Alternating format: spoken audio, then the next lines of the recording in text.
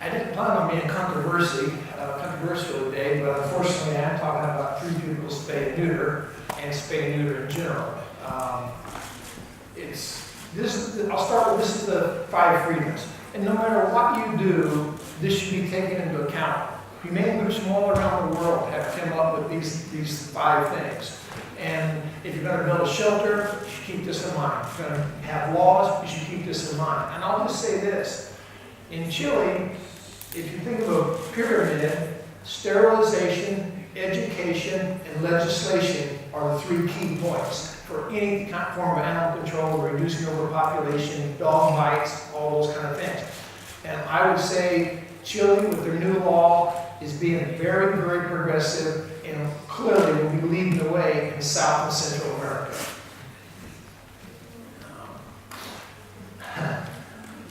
Earlier, we heard that doing young animals is not a good thing. I believe doing young animals is a tool. It helps you control overpopulation. If you go to an island or you're setting up a spay-neuter clinic and you're in a small village, you may only go 1 time a year.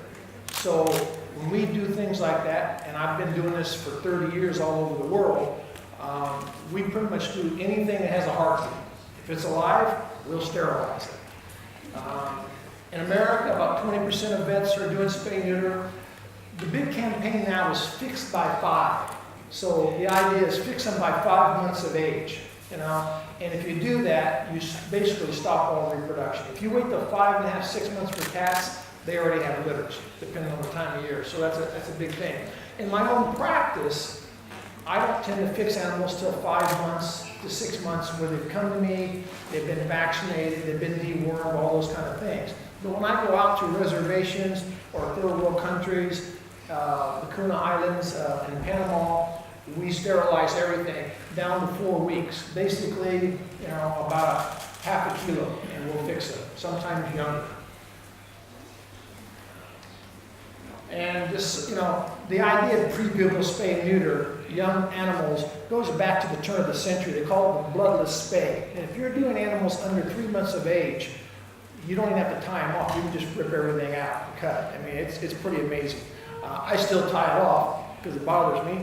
But the reality of it is, it was started back in 1974 in Medford, Oregon, at a Humane Society, which just made sense. What they found is they adopted an animal out, and it had puppies, and then people would bring the puppies, then they adopt puppies out, and then they have puppies, and they bring the puppies. So the vet said, this is stupid, let's just spay and neuter everything before it goes out. And now, in the state of Colorado, which is where I'm from, it is law that if you adopt an animal, kind of like you have here, it has to be spayed or neutered prior to adoption, and you cannot adopt an animal prior to 8 weeks, so it has to be 2 months old to adopt it. There's literature in terms of behavior issues involving spay and neuter, and it's about 50-50 mixed. I'll just say most of the literature in veterinary medicine today coming out of America is very biased and very poorly done. We've gotten away from the science of it. And I'm a firm believer in following the science. And in the end, these animals, if you fix them, literally 2 hours later, they're running around playing like nothing ever happened. It's amazing. They really, really do well. And we were killing 26 million animals a year in America. Now, right now, we're killing maybe 2 to 6 million, kind of depends on who counts them. But let's just say we went from 24 to 4. Okay, every year we were killing more than the whole population of humans in Chile. You know, that's a lot, because you're about 18 million people here. We were killing 20 million. So we've come a long ways. And we've come a long ways because we have done spay-neuter in a big way. I've done over 60,000 pre-pubertal spay and neuters. So I feel like I know something about doing young animals, and I've owned those animals. I've done over 165,000 surgeries, and I've done surgeries in about 36 countries, in every kind of condition you can think of. So I feel pretty qualified about talking about spay and neuter in general. There's 3 things you worry about with small animals, and you'll learn this in surgery class at some point, but hypoglycemia, hypothermia, and hypotension. And the truth is, this was back, we put this together 20 some years ago. We know a lot more now, and hypothermia is the big thing. When you prep an animal, you don't soak them down with whatever you're cleaning them with, because they're really small, they have very large surface area, their temperature will drop really fast, especially if you're in a cool environment. So hypothermia is the biggest thing. With puppies and kittens, you don't have to hold them off food overnight. We keep them right on their moms. Dogs about 4 hours, and kids about 2 hours. We hold them off, so not very long. But they have a higher metabolic rate, so they take a little bit more anesthesia per pound or per kilogram. But in the end, they take a lot less of everything. I mean, those are really fast surgeries. And like I say, they bounce up, they want to eat, and they want to play. They don't act like there's anything ever happened to them. They don't even know. It's pretty amazing how well they do. Understand, in New York City, as the sale of ice cream goes up, the murder rate goes up. Does that make sense? Okay, so if you sell ice cream, you have more murders. So right there, if we stop selling ice cream, maybe we'd have less murders. Okay, that's a correlation. The bottom line is, as temperature goes up, the sale of ice cream goes up. As temperature goes up, people get mad and they kill more people, evidently. I don't know, I don't understand. But the point is, if you just looked at the study, the conclusion would be a politician would say, well, let's make it illegal to sell ice cream, and therefore we'll have less people die. Well, one thing has nothing to do with the other. And I hate to say it, in veterinary medicine, we do correlation stuff all the time. And it's not backed into real science. In the last decade, since 2000, in America, the number of people doing yoga has just gone up. And the number of people with diabetes has gone up. So do diabetic people do yoga? Or do yoga people get diabetes? I don't know. I don't think it has anything to do with it. It doesn't. So most of what we do is retrospective studies. Universities are great for this, because they get the referral. Number one, they're biased already, because as a university, you're a referral institution, okay? So people that can afford you come here. People looking for specialty, because you have really good doctors, are going to come here. You're not going to get the average backyard dog most of the time. You're going to get people who can afford something and who are looking for something special. So in America, we have a lot of people that live below the poverty line. A lot of animals, okay? Millions and millions of animals. And it's funny, you got the same number. Basically, only about 24% of those receive veterinary care, which means what? I think the number here earlier was 74% of the animals that are getting spayed or neutered have never seen a veterinarian. In America, 76% of the people who live in these areas never see a veterinarian. So you think those animals are included in any study? No, of course not. Every breed, certain breeds have really certain types of cancer. Rottweilers, osteosarcoma. You show me a limping Rottweiler and it's either going to be a knee or osteosarcoma. That's, those two things, depending on the age. So the point is, how can you say that, okay, if you spay it, it has a greater chance of getting osteosarcoma? Okay, well, first off, the vast majority of animals are spayed in America. So if you do a study, 86% of dogs are fixed. So if you do a study, I would expect osteosarcoma to be 2 times more likely, 2 to 3 times more likely in a spayed animal than an unspayed animal, everything else being equal, simply because more animals are spayed. But I do think it's interesting, consistently around the world, poor people, about 75%, 3 out of 4 people that are poor or lower income, their animals never see a veterinarian. That is directly related to money, nothing else, okay? And I understand that. If you have 3 kids, and you live in a dirt floor house, you're probably not going to take your dog down to get a spayed and neutered.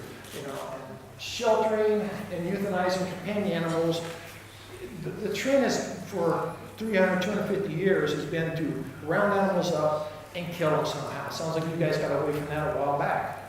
And believe it or not, America, in New York City at the turn of the century, they would catch them, they'd put them in big crates and just lower them in the East River until they were all drowned. Then they brought them up and took them off and buried them. So we've killed animals in very inventive ways all around the world for years. It's been the gold standard, kill, kill, kill.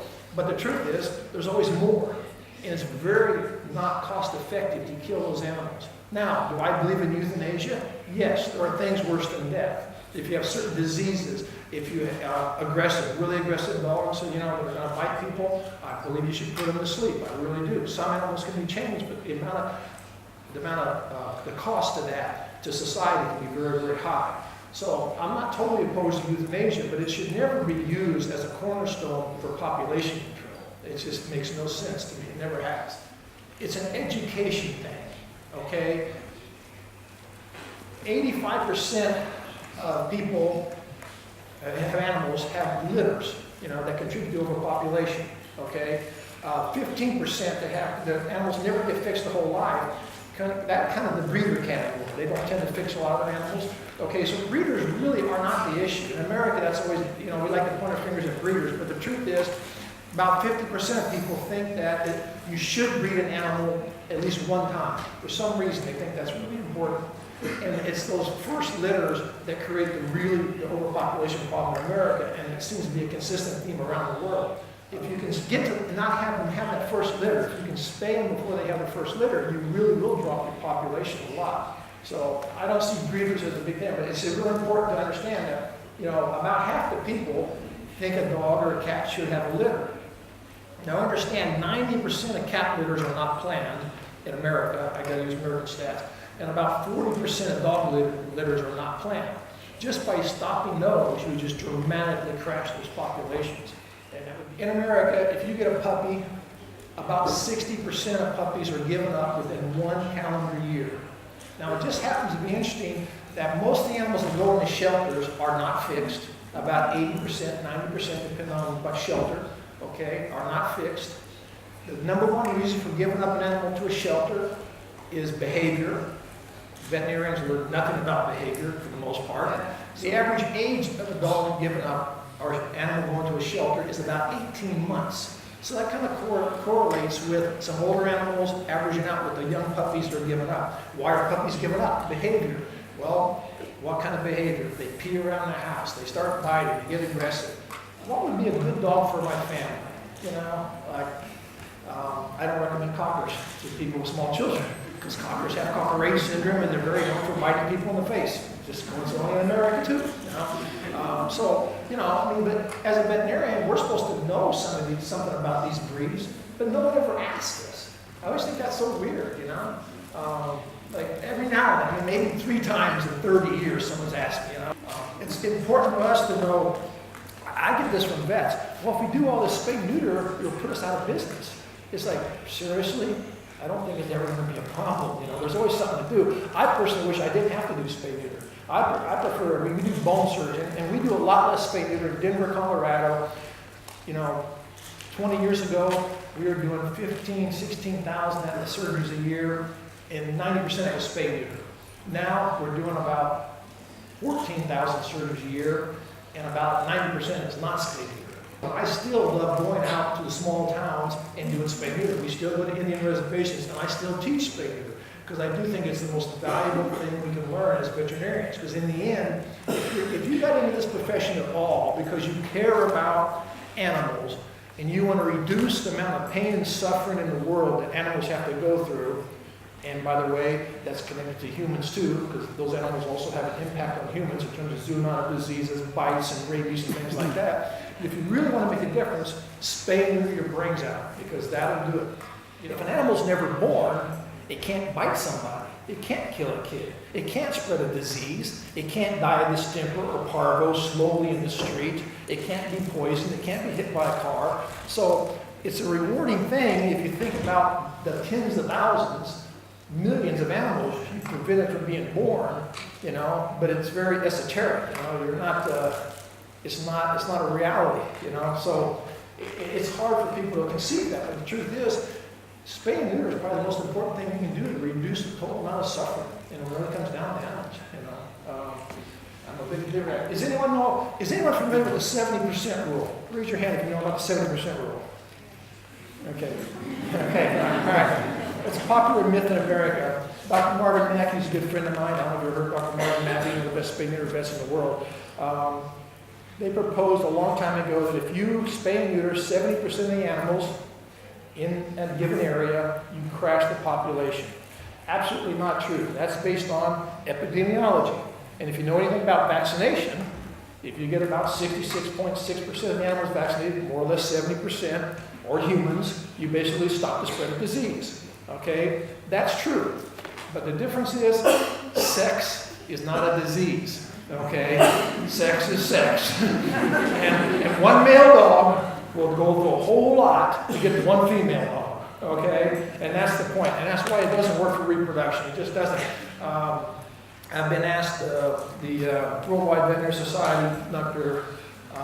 Gamble, he asked me, what percentage do you think it takes to really stop a population to keep it level? And what percentage is spay-neuter? And I said, look, I don't know. I bet it's closer to 96%, but no one really knows. There's never been a good study on it. But what we do know is we go in areas like different reservations in Montana where we basically spayed or neutered close to 90, 94, 95% of the animals. They don't seem to have much of a problem for it. But the advantages, there's just no question about it. The biggest advantage is dogs that are fixed live 1 to 3 years longer. This is, pyometra has got to be one of the biggest causes of death in older female dogs. It certainly is a big financial cost. So if you have no money, and your dog gets pyometra, your dog's going to die more than likely. If you take it to a vet and you have not a lot of money and it's going to cost this much money, they may just put it to sleep because of cost. We deal with these almost every week. We have a pyometra come in. Prostatitis. Now, they tried to get me to say on a commercial yesterday that neutering reduces prostatic cancer. Neutering has no effect on prostatic cancer. You're going to get it, you're going to get it. But it produces prostatitis, inflammation of the prostate, dramatically. And the first thing you do with an animal that has any prostatic issue is you neuter it, you put them on antibiotics and see if it goes away, and you hope it's not cancer, because cancer is not going to go away. And what they found, to everyone's amazement, is that in the city where they had animal birth control for 10 years, they had less disease, and even the animals that weren't fixed were healthier.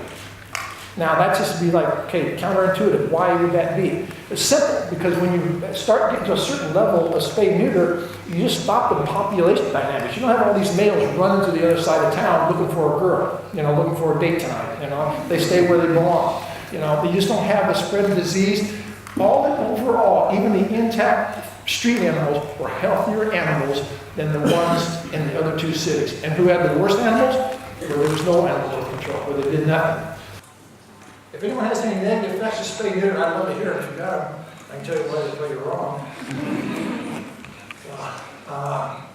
Which is predictable too. If you go to the states that have some of the lowest education levels, some of the highest poverty levels, they have what? They have the highest euthanasia levels, and they have the shortest life expectancy, not only for humans, but for animals.